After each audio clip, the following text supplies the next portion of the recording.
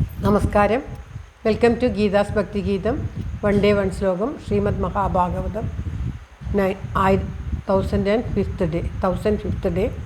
Today 13th sloka of 13th chapter. For details, please see the other version. Om Namo Bhagavate Vasudevaya. Om Shri Krishna Paramatmane Namah. Hari Shri Ganapataye Namah. Avignamastu Shri Gurubhyo Namah. Om Tat Krishnam Narayanam Vande Krishnam Vande Vrajapriyam Krishnam Dvaipayanam Vande Krishnam Vande Pradasudam. Om Tat Sat. Shrimad Mahabhagavatam ഒരു ദിവസം ഒരു ശ്ലോകം. ഇന്ന് 1005-ാം ദിവസം, പ്രഥമസ്കന്ധത്തിലെ 13-ാമത്തെ അധ്യായത്തിലെ 13-ാമത്തെ ശ്ലോകം. ഓം തത്സത്. നന്വപ്രിയം ദുർവിഷഹം നൃണാം സ്വയമുപസ്ഥിതം നാവേദയിത്സ കരുണോ ദുഃഖിതാൻ ദൃഷ്ടുമക്ഷമ. ഓം തത്സത്. കഴിഞ്ഞ ശ്ലോകത്തിൽ വിതുരർ യദുകുലനാശം ഒഴികെയുള്ള എല്ലാ കാര്യവും പറഞ്ഞുകൊടുത്തു എന്ന് പറഞ്ഞു. അതിന് ഒരു ന്യായം പറയുകയാണ്.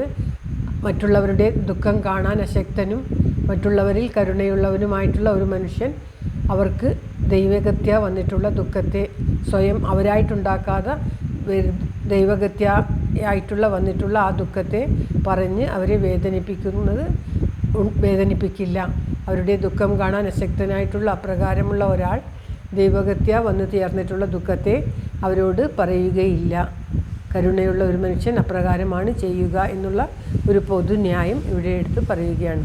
അപ്രിയമായിട്ടുള്ള ദുഃഖത്തെ, സങ്കടം ഉണ്ടാക്കുന്ന ദുഃഖത്തെ, സഹിക്കാൻ പറ്റാത്തതായ ദുഃഖത്തെ ദൈവഗത്യ വന്നത് പറഞ്ഞ് എന്നൊരാൾ ദുഃഖിക്കുന്നത് കാണാൻ കരുണയുള്ള ഒരു മനുഷ്യന് അശക്തനാണ്, പ്രകാരം പറയുകയില്ല എന്ന് പറയുകയാണ് ഈ ശ്ലോകത്തിൽ. ശ്ലോകം ഒരിക്കൽ കൂടി. നന്വപ്രിയം ദുർവിഷഹം നൃണാം സ്വയമുപസ്ഥിതം നാവേദയേത്സ കരുണോ ദുഃഖിതാൻ ദൃഷ്ടുമക്ഷമ. ഓം തത്സത്. സർവത്ര ഗോവിന്ദനാമ സങ്കീർത്തനം. ഗോവിന്ദ ഗോവിന്ദ.